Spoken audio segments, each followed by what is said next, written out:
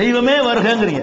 அப்ப தெய்வங்கிற வார்த்தை யாருக்கு சொல்லணும் என்பதை மறந்துவிட்டு தெய்வம் என்று மனுஷனையும் சொல்லலாம்னு ஆக்கிரும் பொழுது அப்ப 10-11 அவர் ஆயிடுவார் பயந்து கொண்டு சில சொற்களை நாங்கள் தவிர்ப்போம். அது மாதிரி மன்னர்களை இறைவன் சொன்னாங்க.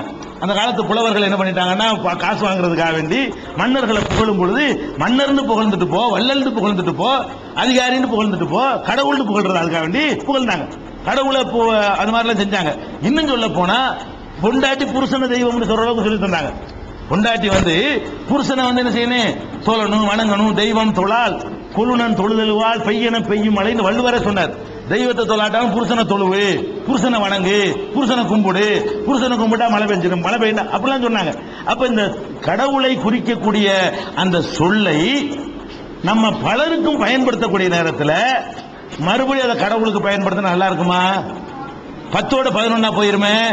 அந்த மாதிரி பயப்படுகிற கட்டத்தில் நம்ம அல்லான்னு பயன்படுத்திக்கிறோம் இல்லையா? அந்த சொல்லு தூய்மையோட பாதுகாக்கப்பட்டிருக்குதா? இங்கிலீஷ்ல காடுன்னு தான் சொல்றான். காடுன்னு மனுஷனை சொல்லவே மாட்டான். அது இங்கிலீஷ்ல உள்ள எல்லா முஸ்லீமும் காடுன்னு தான் பயன்படுத்தும், அல்லான்னு பயன்படுத்த மாட்டான். ஆங்கிலத்தில் வாழ்ற முஸ்லீம் பூராவுமே அவன் அல்லாவை பத்தி குறிப்பிட்டு என்ன செய்வான், காடு காடுன்னு மொழிபெயர்ப்பான். ஏன்னு கேட்டா காடுங்கிறத அவன் கடவுளை தவிர மன்னருக்கோ ராஜாவுக்கோ சொல்லவே மாட்டான். நம்ம தான் என்ன பண்றோம், அதிகமா மனிதனை புகழ்றதுல கூடுனாளுக்கு நம்ம தான். தமிழ்நாட்டு மக்கள் தான் ஒருத்தனை தூக்குனா ஆகா ஓகோன்னு எங்கேயோ தூக்கி வைக்கிறது யாரு? அந்த அளவுக்கு நம்மள்ட்ட கலாச்சாரம் மதிக்கிறோங்கிற பேர் நல்ல பண்பாடு தான். அந்த நல்ல பண்பாடுங்கிறது எங்க போயிடுது, கடவுளுடைய அந்தஸ்தை குறைக்கிற அளவுக்கு எல்லாம் போய் விட்டுருது. அதனால அந்த சொல்றோம். அதனால ஒரு கடவுள் இருக்கலாம், ஒரு கடவுளை நீங்க எந்த பாஷையில வேண்டாம்னு சொல்லலாம். அந்த அல்லான்னு தான் சொல்லணும் அவசியம் கிடையாது. பரம்பொருளேன்னு சொல்லுங்க இறைவனை, தப்பு கிடையாது. படைச்சவனேன்னு சொல்லுங்க. நீங்க அல்லாங்கிற வார்த்தையை சொல்லுமாறலாம் இஸ்லாம் கட்டளையிடல. நீங்க பிரார்த்திக்கும் பொழுது எங்களை எல்லாம் படைத்தவனே அப்படின்னு சொல்றீங்க, நாங்க அல்லாஹ்ங்கிறோம், ரெண்டு ஒரு ஆள் தான். ஆனால் இன்னொரு வித்தியாசம் விளங்கிக்கணும். கடவுளுக்கு பெயர் தான் நிறைய இருக்கலாமே தவிர கடவுளே நிறைய இருக்கக்கூடாது. கடவுளை நிறைய கடவுள் பேரளவுல உதாரணமா ஒரு ஆளை தந்தைங்கிறோம், ஒரு ஆளை மகன்கிறோம், ரெண்டு பேரையும் கடவுளுங்கிறோம். இது கடவுளுடைய பேர் மாறுதா, கடவுள் மாறுறாரா? ஒருவர் தந்தைங்கிறோம், அவருடைய மகன் தான் இவருங்கிறோம், அவரும் கடவுளுங்கிறோம், இவரும் கடவுளுங்கிறோம். இது ஒரு ஆளுடைய ரெண்டு பேரா, ரெண்டு ஆளா? ஆளே ரெண்டாவது வேற, அது தப்பு. அதை நியாயப்படுத்தக்கூடாது. கடவுளுக்கு பெயர் நிறைய இருக்கலாமே தவிர ஒரு ஆள் ஆம்பளை ஒரு ஆள் பொம்பளை, இதுவும் கடவுள் அதுவும் கடவுளுங்கிறோம். அது எப்படி பேர் மாற்றம் சொல்ல முடியும்? ஆள்ல மாறுது. இது ஆம்பளை கடவுள், இது பொம்பளை கடவுளுங்கிறோம். இது வயசான கடவுள், இது குழந்தை கடவுளுங்கிறோம். இது சின்ன கடவுள், இது பெரிய கடவுளுங்கிறோம். அப்ப இந்த கடவுள் ஒரு வடிவம் வேறையா இருக்கு. இப்ப உதாரணமா நான் இருக்கிறேன், என்னுடைய தாய் என்ன மகன் கூப்பிடும். மகன் கூப்பிட்டாலும் நான் இப்படித்தான் இருப்பேன், நான் இப்படித்தான் இருப்பேன். என் மகன் என்னை தந்தைன்னு கூப்பிடுவாரு, அப்படி கூப்பிடும்போது என் வடிவம் மாறாது, நான் இப்படிதான் இருப்பேன்.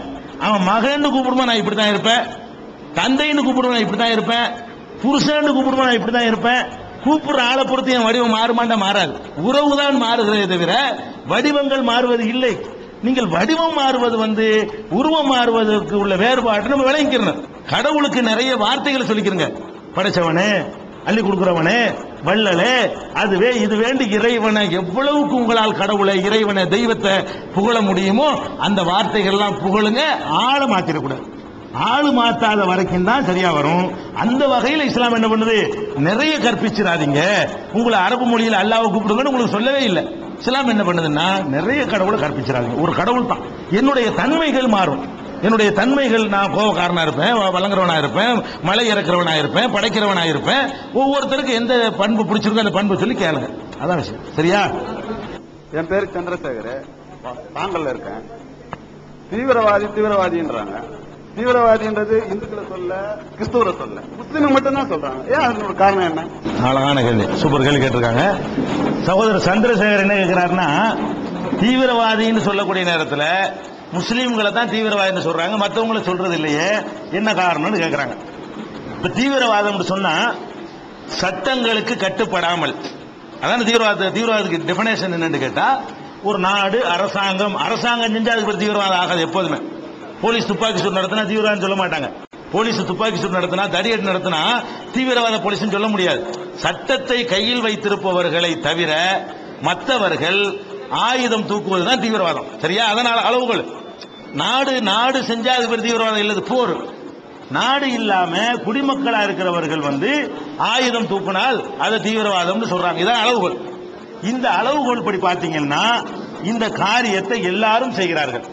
இந்த காரியத்தை, அதாவது அரசாங்கத்துக்கு எதிராக ஆயுதம் தரித்து போராடுகிற காரியத்தை இந்துக்களும் செய்கிறார்கள், முஸ்லிம்கள் செய்கிறார்கள், கிறிஸ்தவர்கள் செய்கிறார்கள், கடவுள் நம்பிக்கை இல்லாதவர்கள் செய்கிறார்கள். எல்லாரும் செஞ்சுக்கிட்டு இருக்கிறாங்க. ஒரு உதாரணமா எடுத்துக்கிறோமே, இலங்கையில விடுதலை புலிகள் இருக்கிறாங்க. அவங்களுடைய கோரிக்கை நியாயமா இல்லையா அதுல நான் போகல. அவங்க போராட்டம் சரியா தவறாங்க இருக்கணும் போல, அது வேற, அது சர்ச்சைக்குரிய மேட்டர். நான் சொல்வது என்ன தெரியுமா, அங்க ஒரு நாடு இருக்கும் பொழுது அதுக்கு எதிராக ஆயுதம் தரித்து போராடுறாங்க, கொள்றாங்க. நம்ம ராஜீவ் காந்தி கொலையில கூட அவர்கள் வந்து நீதிமன்றத்தால் தண்டிக்கப்பட்டிருக்கிறாங்க. அந்த அமைப்பை சேர்ந்தவர்கள் வந்து நீதிமன்றத்தினாலே நிரூபிக்கப்பட்டு தண்டிக்கப்பட்டிருக்கிறார்கள். அப்ப ராஜீவ் காந்தியை கொண்டாங்க, அங்க உள்ள பிரதமர்களை கொன்றாங்க, பொதுமக்களை கொன்றாங்க, பல விதமான இதுகள்லாம் பண்றாங்க. இது ஒரு தீவிரவாத நடவடிக்கை தான். ஆனால் இந்த தீவிரவாதத்தை அவர்கள் செய்கிறார்கள் என்று தெரிஞ்சா கூட பிரபாகரன் எந்த மதத்தை சேர்ந்தவர் என்று பார்த்து அந்த மதத்தோடு அவரை சம்பந்தப்படுத்த மாட்டார்கள். அவர் இந்து மத தீவிரவாதி யாராவது சொல்லுவாங்களோ, சொன்னது இல்லை. ஆனால் அவர் நடவடிக்கை வந்து தீவிரவாதத்தின் பட்டியலில் வரும். நியாயம் இல்லையாங்கிறதுக்கு நான் போகல, அதுல வரும். அதே மாதிரி வந்து அஸ்ஸாம்ல, மேகாலயாவில், நாகாலாந்துல, நம்ம நாட்டில் நாகாலாந்துல எல்லாம் நாட்டுக்கு எதிராக ஆயுதம் தாங்கி போராடுறாங்க. போட்டா தீவிரவாதிகளா அவங்க இருக்கிறாங்க. கூர்காலாந்துல வந்து அவங்க போராடிக்கிட்டு இருக்கிறாங்க. இது மாதிரியாக ஆயுதம் தாங்கி போராடுறாங்க. பீகார்ல ஆயுதம் தாங்கி போராடி போலீஸை சுட்டு போயிடுறாங்க, போலீஸ் அடிச்சுட்டு போயிடுறாங்க. இது மாதிரி செய்யக்கூடியவர்கள் வந்து எந்த மதத்துக்காரர்கள் என்று சொல்லி அடையாளப்படுத்துவது இல்லை. அது மாதிரி செய்ய மாட்டாங்க. அது நாகாலாந்து தீவிரவாதி. அவங்களுக்கு பேர் என்னது? அது நாகாலாந்து தீவிரவாதி, இது மேகாலயா தீவிரவாதி, இது அஸ்ஸாம் தீவிரவாதி. அதே மாதிரி காஷ்மீர்ல பண்றான், அவனுக்கு என்ன சொல்லணும்? காஷ்மீர் தீவிரவாதிக்கணும். அதாவது அஸ்ஸாம்ல பண்ணவன் அஸ்ஸாம் தீவிரவாதி, நாகாலாந்துல பண்றவன் நாகாலாந்து தீவிரவாதி, காஷ்மீர்ல இதே காரியத்தை செஞ்சா அவனுக்கு மட்டும்தான் முஸ்லிம் தீவிரவாதிங்கிறாங்க. அத வந்து மீடியாக்கள், மேற்கத்திய மீடியாக்கள் என்ன பண்றாங்கன்னா, இஸ்லாத்தின் பக்கம் மக்கள் ஈர்க்கப்படுவதை கண்டு அவங்க நடுங்கி இந்த மாதிரி காரியத்தை முஸ்லீம் செஞ்சா மாத்திரம் முஸ்லீம் என்று சேர்த்து சொல்லணும் அப்படின்னு பிபிசில சொல்லி ஸ்டார்ல சொன்ன உடனே அப்படியே அதை வாங்கி எடுக்கக்கூடியவங்க இங்க இருக்கிறாங்க. நம்ம நாட்டில் உள்ள பத்திரிகையாளர்கள் வந்து சுயமா செய்ய மாட்டேங்கிறாங்க. அது அப்படியே அவன் என்ன ஸ்டைல்ல சொல்றான். உதாரணமா, அமெரிக்காக்காரன் போய் ஈராக்கில் படையெடுத்து போயிருக்கிறான். அதை சரியான வார்த்தையில சொல்வதா இருந்தா ஆக்கிரமிப்பு படை தான் அது. ஒரு நாட்டில் போய் இன்னொரு நாடு போய் படையெடுத்து போய் அந்த நாட்டை பிடிச்சி வச்சிருந்தா அதுக்கு என்ன வார்த்தை சொல்லணும்? ஆக்கிரமிப்பு படைன்னு சொல்லணும். இவன் கூட்டுப்படைன்னு தான் சொல்லுவான் நம்ம நாட்டில். ஏன்னா அப்படிதான் பிபிசி சொல்றான், அப்படிதான் ஸ்டார் சொல்றான்.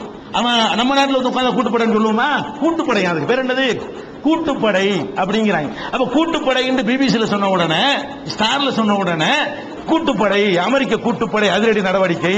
என்ன கூட்டுப்படை? ஆக்கிரமிப்பு படையில். அது ஒரு நாட்டில் போய் இன்னொரு நாடு போய் ஆக்கிரமிச்சு இருக்கும் பொழுது அது ஆக்கிரமிப்புல சொல்லணும். அவன் சொன்னதான் இவங்க சொல்லுவாங்க. நம்மள அப்படி மெண்டலாவே என்ன பண்ணிவிட்டாங்க என்று கேட்டா, மேற்கத்திய ஊடகங்கள் வந்து இங்க உள்ள அறிவுஜீவிகளை எல்லாம் மெண்டலாவோ கையில் எடுத்துட்டாங்க. இதனாலதான் அவன் இஸ்லாமியர்கள் சம்பந்தப்பட்டதை சொல்லும் போது மாத்திரம் அவன் தான் அவனுக்கு பேரை வச்சிருக்கிறான்ல, அந்த பேரை சொல்ல அதே இஸ்லாத்தின் முத்திரை நீங்க குத்துறீங்க. அது தப்பு. மீடியாக்கள் இப்படி பண்றாங்க. சதவீதப்படி எடுத்தீங்கன்னா எல்லா சமுதாயத்திலையும் ஒரு அடக்குமுறைக்கு ஆளாகும் போது பொறுத்துக்கிட்டு போறவன் 70% இருப்பான். எந்த சமுதாயத்திலையும் எவ்வளவு மிதிச்சாலும் நம்ம உண்டு, நம்ம வேலை உண்டு, மிதிச்சா பிடிச்சிட்டு போறாங்க அப்படிங்கிற ஒரு 75 பேர் இருப்பான். ஒரு 20 பேர் 15 பேர் என்ன செய்வான்? கத்துவான், ஏன்டா அடிக்கிறேன்னு கேட்பான். அப்படி ஒரு 15 பேர் இருப்பான். ஒரு 10 பேர் என்ன செய்வான்? அடிச்சு திருப்பி அடிப்பான். இது இந்துல 10 இருப்பான், முஸ்லீம்ல 10 இருப்பான், கிறிஸ்தவர்ல 10 இருப்பான், நாத்திகர்ல 10 இருப்பான், எல்லாத்துலயும் 10 இருப்பான். வழங்குதா? அப்ப ரஷ்யாவில் நடந்த புரட்சிலாம் என்ன புரட்சி? பிரெஞ்சு புரட்சிங்கிறலாம் என்ன புரட்சி? அதுக்கெல்லாம் மத கலர் யாரா பூசினாங்களா? இப்ப கடவுள் நம்பிக்கை இல்லைங்கிறவங்க நடத்தின புரட்சிகளும் உலக வரலாற்றில் இருக்கிறது. அதுக்கு பேர் நாத்திக புரட்சி என்று யாரும் சொல்வதில்லை. அதெல்லாம் அந்தந்த நாட்டோட சேர்த்து, அந்தந்த இயக்கத்தோட சேர்த்து அதுக்கு ஒரு பேரை நினைஞ்சிடறாங்க, வச்சிடுறாங்க. அதனால இந்த மேற்கத்திய உலகத்தின் சதி இதை நான் நியாயப்படுத்தல. முஸ்லீம்களில் இருக்கிறார்கள், இஸ்லாம் சொல்லி அதை செய்கிறார்கள், செய்யவில்லை. அவனா இஸ்லாத்தின் பேரை பயன்படுத்திக்கிறான். உதாரணமா, பாபர் மசூதி இடிச்சாங்க, இந்து மதத்தை பேரை சொல்லித்தான் இடிச்சாங்க. ஆனா இந்து மதம் அதை அனுமதிக்கல. இந்துங்கிற பேர்ல அவங்க திரட்டி செஞ்சாங்க. இந்து மதத்தில் அப்படி சொல்லப்பட்டிருக்குதா? கோயில் இடிங்கன்னு சொல்லப்பட்டிருக்கா? முஸ்லீம் மதத்தில் சொல்லப்பட்டிருக்கு.